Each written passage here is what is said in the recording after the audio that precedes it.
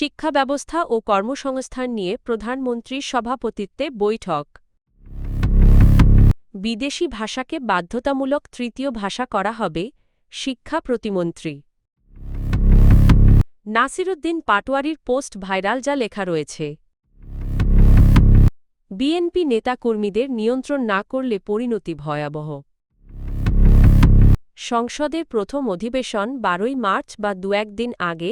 সালাহুদ্দিন, শিক্ষা ব্যবস্থাকে আরও আনন্দমুখর ও কর্মমুখী করে গড়ে তোলা, কর্মসংস্থানের সুযোগ সম্প্রসারণ এবং ক্রীড়া অবকাঠামো ও প্রশিক্ষণ সুবিধা বাড়ানোর লক্ষ্যে রাজধানীর তেজগাঁওয়ে প্রধানমন্ত্রীর কার্যালয়ে একটি বৈঠক অনুষ্ঠিত হয়েছে।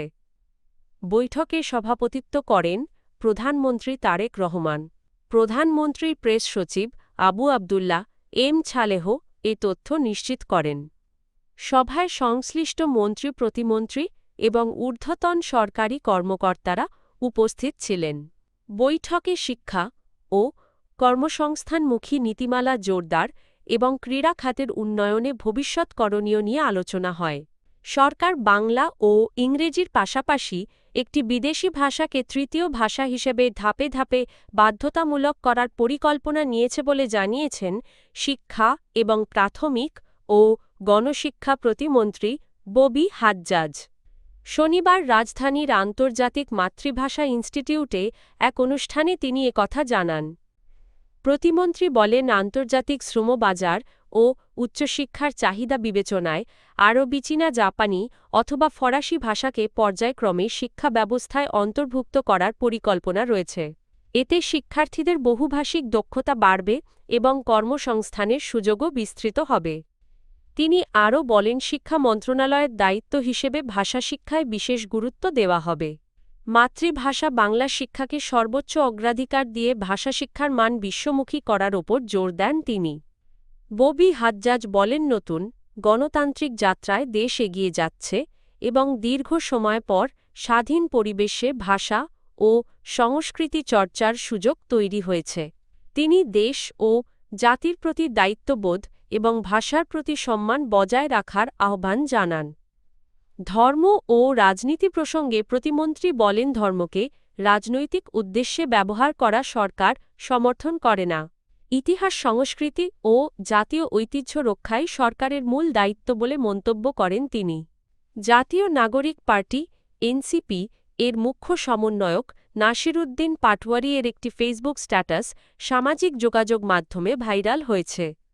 শনিবার রাত 7টা 40 মিনিটে নিজের ফেসবুক অ্যাকাউন্টে দেওয়া পোস্টে তিনি লেখেন, ইনকিলাব জিন্দাবাদ, চাঁদাবাজ মুর্দাবাদ। পোস্টটি প্রকাশের পরপরই তা দ্রুত ছড়িয়ে পড়ে। এ রিপোর্ট লেখা পর্যন্ত পোস্টটিতে প্রায় 65,000 রিয়াকশন, 6,000 মন্তব্য এবং প্রায় 2,500 শেয়ার দেখা গেছে। এর আগে একই দিন এনসিপির দক্ষিণ অঞ্চলের মুখ্য সংগঠক ও সংসদ সদস্য হাসনাত আবদুল্লাহ এর একটি সংক্ষিপ্ত ফেসবুক স্ট্যাটাসও ভাইরাল হয়। শনিবার সন্ধ্যা 6টা 16 মিনিটে নিজের ভেরিফায়েড অ্যাকাউন্টে দেওয়া ওই পোস্টে তিনি লেখেন, ইনকিলাব জিন্দাবাদ। ওই পোস্টে এ রিপোর্ট লেখা পর্যন্ত প্রায় 2,94,000 রিয়াকশন, 31,000 মন্তব্য এবং প্রায় 8,500 শেয়ার পাওয়া গেছে। সামাজিক যোগাযোগ মাধ্যমে এনসিপির শীর্ষ নেতাদের এসব পোস্ট ঘিরে সমর্থক ও সমালোচক উভয় পক্ষের মধ্যেই ব্যাপক আলোচনা ও প্রতিক্রিয়া দেখা যাচ্ছে। বিএনপি স্থানীয় পর্যায়ে নেতাকর্মীদের নিয়ন্ত্রণে ব্যর্থ হলে এর পরিণতি ভয়াবহ হতে পারে, এমন সতর্কবার্তা দিয়েছেন ব্রাহ্মণবাড়িয়া -2 আসনের সংসদ সদস্য ব্যারিস্টার রুমিন ফারহানা। শুক্রবার দিবাগত রাত 2টার দিকে ব্রাহ্মণবাড়িয়ার সরাইল উপজেলার শাহবাজপুরে নিজ বাড়িতে সাংবাদিকদের সঙ্গে আলাপকালে তিনি এ মন্তব্য করেন। এর আগে আন্তর্জাতিক মাতৃভাষা ও শহীদ দিবস উপলক্ষে সরাইল কেন্দ্রীয় শহীদ মিনারে শ্রদ্ধা জানাতে গেলে বিএনপি নেতাকর্মীদের বাধার মুখে পড়েন রুমিন ফারহানা। তিনি অভিযোগ করেন, নির্বাচিত সংসদ সদস্য হিসেবে রাত 12টা 1 মিনিটে প্রথম ফুল দেওয়ার কথা থাকলেও বিএনপির কিছু লোক পূর্বপরিকল্পিতভাবে হামলা চালায়। এক পর্যায়ে তাকে ধাক্কা দিয়ে সরিয়ে দেওয়ার মতো পরিস্থিতি তৈরি হয়। এই ঘটনার প্রতিবাদে তার সমর্থকেরা পরে ঢাকা-সিলেট মহাসড়ক অবরোধ করেন, এতে যান চলাচলে বিঘ্ন ঘটে। রুমিন ফারহানা বলেন দীর্ঘ ১৭ বছর পর বিএনপি রাষ্ট্র পরিচালনার দায়িত্ব পেয়েছে। এখনই যদি দলটি স্থানীয় পর্যায়ে নেতা-কর্মীদের নিয়ন্ত্রণে না আনে তাহলে পরিস্থিতি আরও ভয়াবহ হয়ে উঠতে পারে। ত্রয়োদশ জাতীয় সংসদের প্রথম অধিবেশন আগামী ১২ই মার্চ অথবা এর দু-এক দিন আগে বসতে পারে বলে জানিয়েছেন বিএনপির স্থায়ী কমিটির সদস্য ও স্বরাষ্ট্রমন্ত্রী সালাউদ্দিন আহমদ।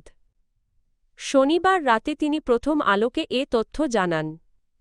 সালাউদ্দিন আহমদ বলেন প্রথম অধিবেশনে স্পিকার ও ডেপুটি স্পিকার নির্বাচন করা হবে।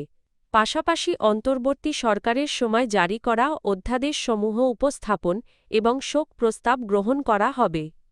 সংবিধান অনুযায়ী জাতীয় সংসদ নির্বাচনের ফলাফলের গেজেট প্রকাশের ৩০ দিনের মধ্যে রাষ্ট্রপতিকে নতুন সংসদের প্রথম অধিবেশন আহ্বান করতে হয় যা প্রধানমন্ত্রীর লিখিত পরামর্শ অনুযায়ী অনুষ্ঠিত হয়। উল্লেখ্য ত্রয়োদশ জাতীয় সংসদ নির্বাচন ও গণভোট অনুষ্ঠিত হয় ১২ই ফেব্রুয়ারি। পরদিনই নির্বাচিত সংসদ সদস্যদের গেজেট প্রকাশ করা হয়।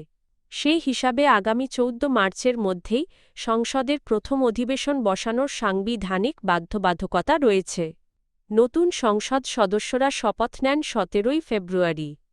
ইতোমধ্যে বিএনপির চেয়ারম্যান তারেক রহমান সংসদ নেতা নির্বাচিত হয়েছেন এবং তাকে প্রধানমন্ত্রী করে বিএনপির নতুন সরকার কার্যক্রম শুরু করেছে। তবে এখনও স্পিকার সংসদ উপনেতা ও চিফ হুইপ নির্বাচন করেনি দলটি।